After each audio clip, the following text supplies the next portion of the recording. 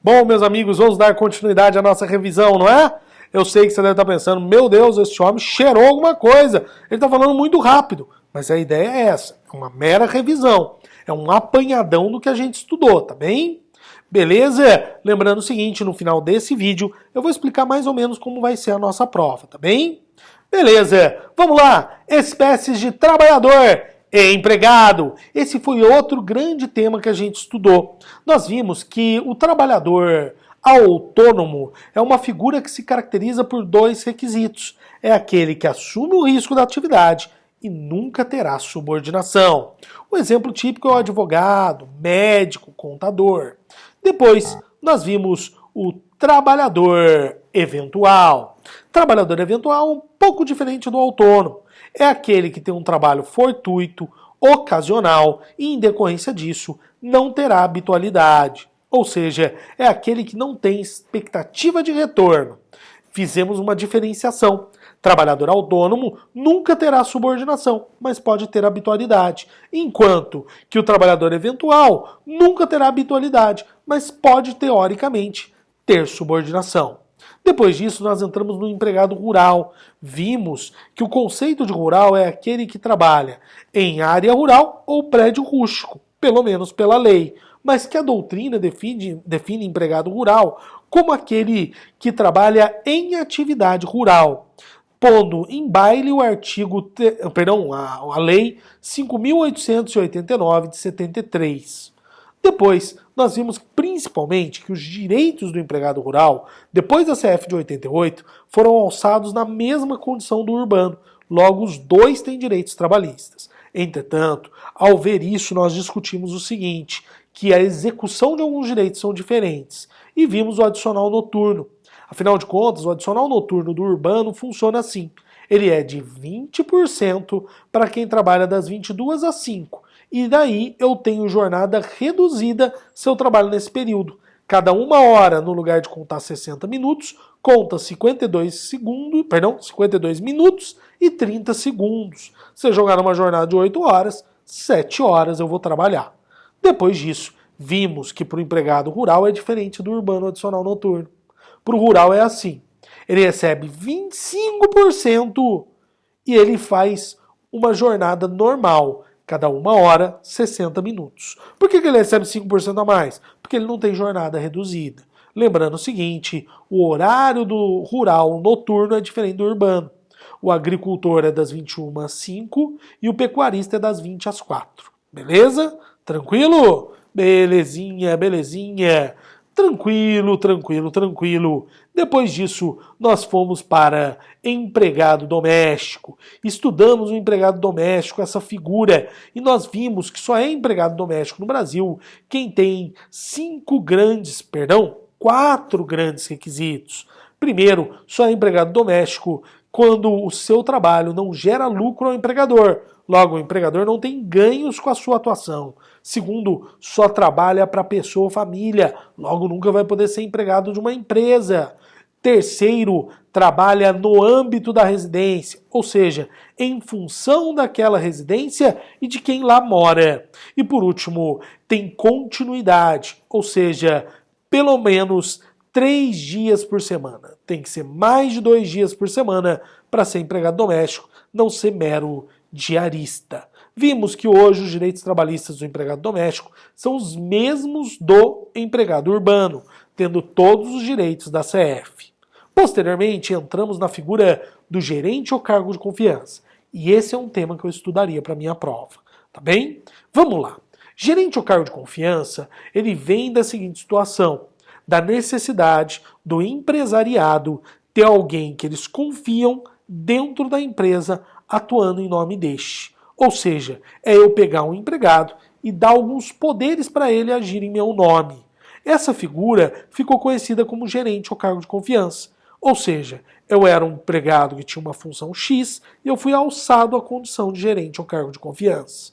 Só que nós vimos que no Brasil só é gerente ou cargo de confiança quem tem 2 requisitos. Primeiro, tem que ter algum poder do empregador. Seja ter pessoas subordinadas a ele, seja ter o poder de contratação, de demissão, poder de punição, o poder de compra de determinados produtos. Logo, eu só sou gerente ou cargo de confiança de verdade se eu tenho algum poder. E além disso, receber 40% de gratificação. Bruno, mas por que isso? Ué, gerente ou cargo de confiança tem muito mais responsabilidade. E além de ter mais responsabilidade, gerente ou cargo de confiança não tem jornada fixa, logo trabalhando muito mais. O mínimo que eu tenho que fazer é pagar mais a ele. Posteriormente, nós respondemos duas perguntas importantes do cargo de confiança ou gerência. Primeiro, pode ser retirado?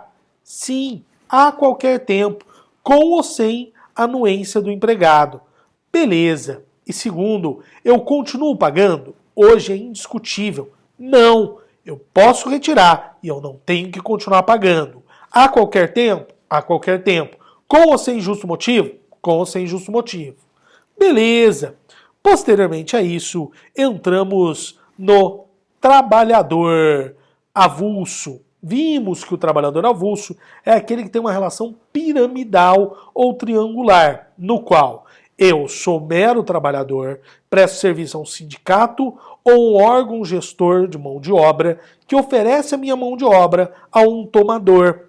O exemplo típico desses são as pessoas que trabalham como estivadores de portos. Lembrando o seguinte, eles não são empregados porque não têm pessoalidade nem habitualidade.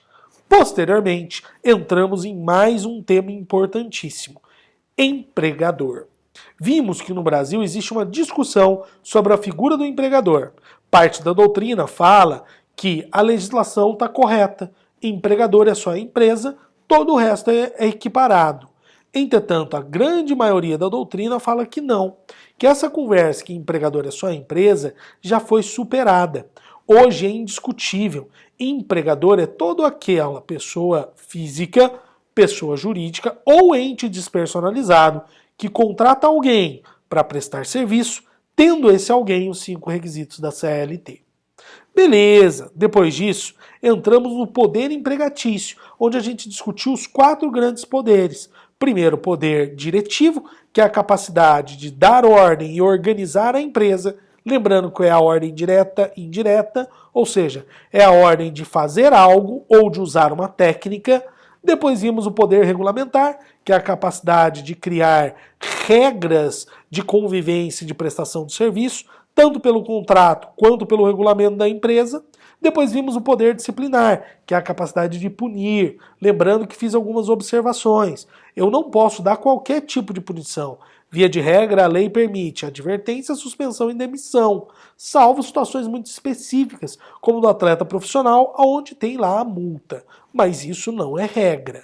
Depois vimos o poder fiscalizatório, capacidade de fiscalização. Lembrando que eu tenho limites claros a essa fiscalização dentro do artigo 5º da Constituição. Ou seja, eu posso fiscalizar, desde que eu não agrida os direitos à intimidade, a tratamento degradante.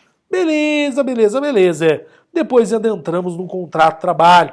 Vimos que o contrato de trabalho é um instrumento jurídico no qual eu vinculo empregador e empregado para prestar serviço mediante os 5 requisitos da CLT. Discutimos os elementos essenciais do contrato de trabalho. Vimos que nós temos 3 grandes elementos. Primeiro, agentes capazes, onde a gente discutiu a capacidade no âmbito trabalhista. Nessa capacidade, nós vimos que basicamente é assim. Eu tenho capacidade total para emprego e trabalho a partir dos 18.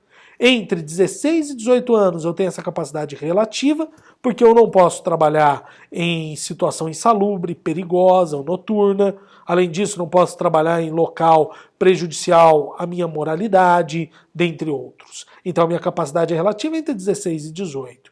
E a incapacidade, ela cessa, via de regra, aos 16, salvo uma situação, para a condição de aprendiz a partir dos 14.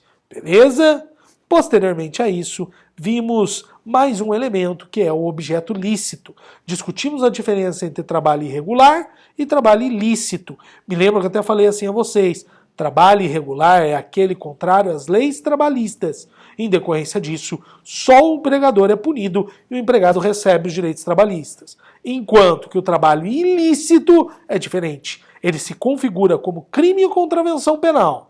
Empregador e empregado são punidos e o empregado não pode requerer direitos trabalhistas. Eu até brinquei. Imagine, vir o gerente de uma boca de fumo, num lugar do tráfico. Posso requerer um adicional de 40% na gerência do tráfico? Posso requerer um adicional de 20% por papelote de maconha que eu vendo?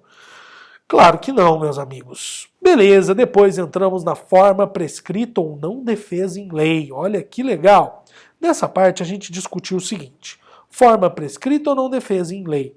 Quando a gente fala de forma prescrita ou não defesa em lei, são determinadas regras do contrato de trabalho que devem ser seguidas. Ou seja, a legislação prevê um formato para determinados contratos. Eu tenho que seguir esse formato. Via de regra, nós vimos que o contrato de trabalho não tem uma forma pré-determinada, de forma muito rígida, de forma muito sólida. Na realidade, nós temos muita liberdade na hora de fazer essa confecção aí do contrato de trabalho, tá bem? Ou seja, o trabalhador tem o empregador tem muita liberdade na hora de fomentar o contrato de trabalho, beleza? Até para que as pessoas contratem mais. Por último, nessa parte, nós vimos que tem exceção. Tem algumas espécies de trabalhador que têm um contrato mais rígido. O exemplo típico é o atleta profissional. E para acabar a nossa revisão, nós vimos aí as formas do contrato de trabalho. Vimos que o artigo 443 da CLT prevê que o contrato de trabalho pode ser de 3 grandes formas.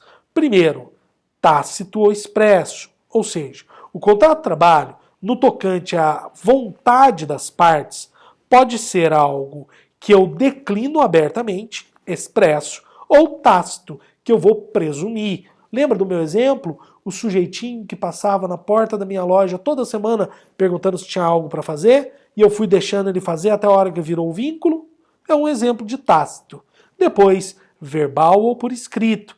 Vimos que o contrato de trabalho pode ser por escrito ou verbal. Por obviedade, via de regra, como é mais fácil fazer prova, fazemos de forma escrita. Entretanto, não impede que o formato do contrato seja falado. Eu até dei um exemplo que era muito utilizado no âmbito rural. Para terminar, vimos a questão do prazo. O contrato de trabalho, via de regra, é por prazo indeterminado, porque eu quero que a relação de trabalho continue no tempo e espaço. Entretanto, a legislação autoriza no Brasil contratos por prazo determinado. Dei o exemplo do contrato de experiência. E por último, com a reforma trabalhista veio uma nova figura dos contratos intermitentes. Eu até expliquei para vocês que considera-se como intermitente o contrato de trabalho no qual a prestação de serviço com subordinação não é contínua, ocorrendo com alternância de períodos de prestação de serviço. Ou seja, eu trabalho um tempo, depois paro de trabalhar e depois retorno. Beleza? Tranquilo? Beleza, doutores. Conseguimos aí em 2 vídeos fazer uma revisão geral, de forma geral, das nossas aulas. Pois bem, por obviedade, como é uma revisão, eu não vou gravar 2 vídeos de 20 minutos, até para dar tempo de vocês responderem a minha prova teste. Eu deixei agora no AVA para vocês uma prova. Bruno, é a prova que a gente vai fazer? Não, claro que não, não teria nem sentido. É só uma prova teste, para você ter uma noção de como vai funcionar. Inclusive, eu coloquei 3 arquivos. O primeiro, que é a prova com as questões. O segundo para você responder e o terceiro com o gabarito, a resposta que eu espero, tá bem? Por obviedade, não vejo o gabarito antes de responder, é uma questão de bom senso, tá bem? Eu estou acabando a aula mais cedo para dar tempo de vocês fazerem, porque a atividade é discursiva, tá bem? Beleza? Tá. Para terminar, galera, eu indico a você estudar para minha prova, por obviedade. Eu vou levar em conta toda a situação que a gente está passando no Unisal e no Brasil inteiro. É um momento que muita gente está nervosa, está ansiosa, está dentro de casa, mas muita gente trabalhando e trabalhando muito mais do que antes. Tem outros que parecem que estão ociosos porque não estão trabalhando, mas estão cuidando de uma série de coisas que antes não cuidavam. Tem todo um nervosismo no momento. E eu compreendo isso, fiquem tranquilos. E tenho certeza, todos os professores vão compreender também, beleza? Tranquilo? Bom, galera, então é isso. Deixo vocês aí para fazer as questões. Lembrando, hoje é dia de revisão, eu estou na videoconferência. Então, Bruno, eu estou com uma dúvida antes da prova. Pode me procurar na videoconferência. Ah, Bruno, estou com dúvida na prova, mas eu esqueci o horário da videoconferência, acabei não entrando. Posso te mandar um WhatsApp? Pode. Doutores, o que for necessário nós vamos fazer nesse momento, como eu tenho dito, nós estamos juntos, nós somos uma família e o mais importante é a gente continuar unido e passar por isso, beleza? Então, galera, espero que você responda lá o exercício. Para terminar, com relação à minha prova, ela vai funcionar assim. 2 questões que vão ser questões onde eu vou ter que raciocinar. Basicamente, eu vou contar uma história que vai ser muito próximo dos exemplos que eu usei em sala e você vai ter que responder dando uma solução. A prova teste de hoje já é nesse formato para você ter uma noção, tá bem? E por último, deixei todos os slides que foram usados até aqui para você dar uma lida, tá bem? Beleza? Então tá, galera. Mais uma vez, boa sorte, estudem, se dediquem, tenho certeza que vocês vão ir muito bem. Um abraço!